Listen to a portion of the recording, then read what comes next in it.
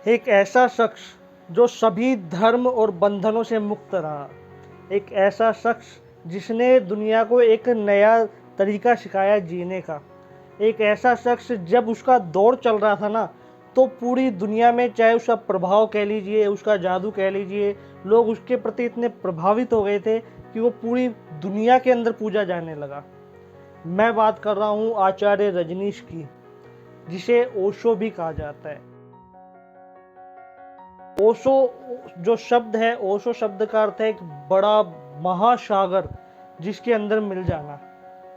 और ओशो के समीप जाने का मतलब ही ये है कि आप एक महासागर में एक बूंद की तरह मिल चुके हो, पूरी तरीके से उस सागर के अंदर समाहित हो चुके हो। ओशो का जो जन्म था वो भारत के अंदर मध्य प्रदेश में हुआ था। ओशो शुरू से ही, बचपन से ही जो उनके विचार थे वो सबसे अलग थे, एकदम हटके थे। वो सवाल ज़्यादा करते थे, ठीक है। और अगर उनको कुछ सही सवालों के जवाब नहीं मिलते तो वो बार बार पूछा जाते थे। और यकीन मानिए, ओशो जब सवाल करते थे तो बड़े से बड़े कोई धर्मगुरु हो या कोई विद्वान हो, कोई प्रोफेसर हो, उनके पास भी जवाब नहीं होते थे। ओशो ने 1951 में अपनी बीए की पढ़ाई पूरी की, ठीक है। ओशो जिस कॉलेज में पढ़ रहे थे वहाँ का जो सबसे टॉप प्रोफेसर था, उससे ओशो जब क्वेश्चन पूछते थे तो प्रोफेसर जवाब देते देते थक जाते थे, वो जवाब नहीं दे पाते थे। तो एक दिन उन्हें गुस्सा आया और गुस्सा आने के कारण उन्होंने जो उस कॉलेज का जो हेड थे, जो उस कॉलेज के प्रिंसिपल थे, उनको लेटर लिखा। उनको कहा कि या तो ओशो इस कॉलेज में रहेंगे या मैं रहूँगा। अब जो प्रधानाचार्य थे वो नहीं चाह रहे थे कि इस कॉलेज का सबसे बेस्ट प्रोफेसर अपना रिजाइन दे दे और इस कॉलेज को छोड़ के चला जाए। इसलिए उन्होंने ओशो से कहा कि तुम्हें ये कॉलेज छोड़ना पड़ेगा। ओशो ने कॉलेज छोड़ा, लेकिन एक शर्त पे छोड़ा कि प्रधानाचार्य जो थे वो उनको एक अच्छे कॉलेज में एडमिशन दिलाएं। और बाद में जाके ऐसा हुआ भी। ओशो ने जब अपनी स्पिरिचुअल जर्नी स्टार्ट की तो पूरी की पूरी दुनिया उनके पीछे इतनी पागल हो गई थी, बहुत ज़्यादा। ओशो अमेरिका गए, अमेरिका के अंदर खुद का ही एक नगर बना लिया रजनीशपुरम के नाम से।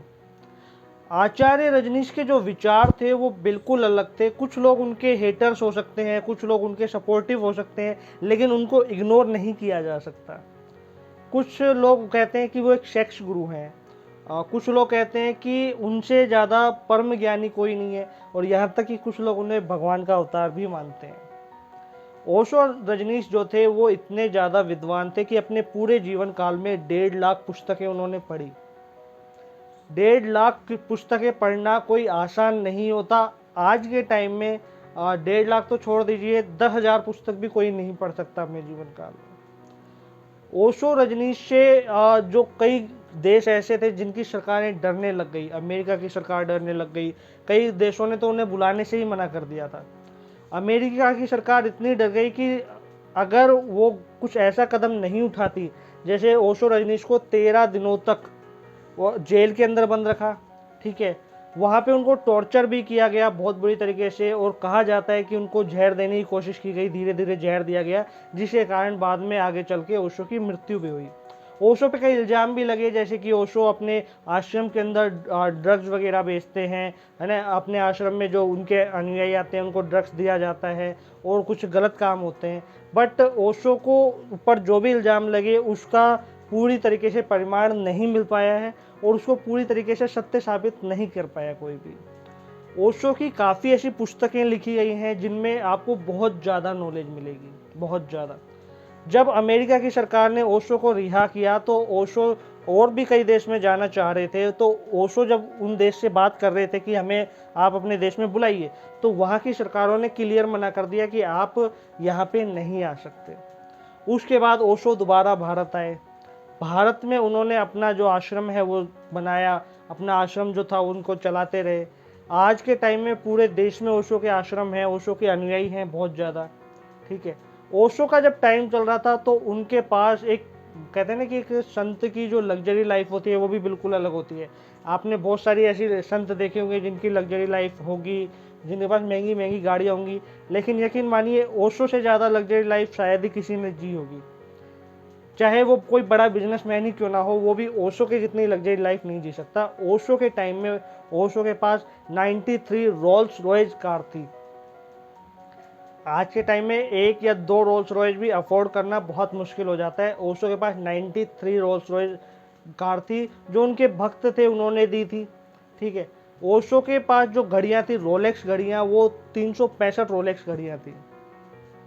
जो घड़ी वो आज बांध लेते थे उसका जो अगली बार टाइम आता था वो पूरा 1 साल के बाद आता था।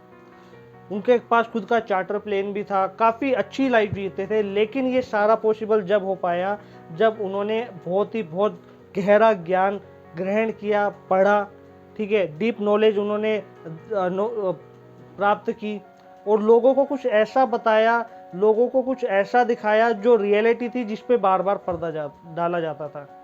सेक्स के बारे में सबसे पहले ओशो ने ही खुलकर बताया।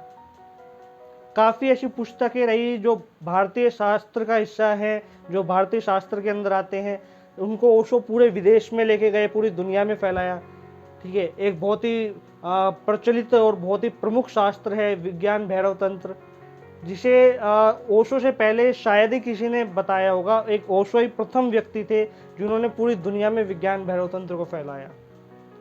और भी काफ़ी ऐसे शास्त्र हैं जिनको ओशो ने पूरी दुनिया में फैलाया। ओशो ने हर एक टॉपिक पे बोला, हर एक टॉपिक पे बोला। कुछ लोगों को लगता है ओशो ने सिर्फ सेक्स पर ही बोला, ऐसा नहीं है। ओशो ने हर एक टॉपिक पर बोला है। ओशो ने दादू दयाल पे बोला है, ओशो ने मीराबाई पे बोला है, ओशो ने शहजाबाई पे बोला है, ठीक है। ओशो ने अष्टावक्र पे बोला है, ओशो ने रामकृष्ण पे बोला है, ओशो ने भगवान शिव पे बोला है, ओशो ने मोहम्मद पे भी बोला है, जीसस क्राइस्ट पे भी बोला है, बुद्ध पर भी बोला है, सब पे बोला है। तो ये एक ओशो की जर्नी थी। अगर ओशो की जर्नी के बारे में कुछ और भी आपको जानना हो तो मुझे बताइए, और इस चैनल पे पहली बार आए हैं तो सब्सक्राइब जरूर कर लीजिए।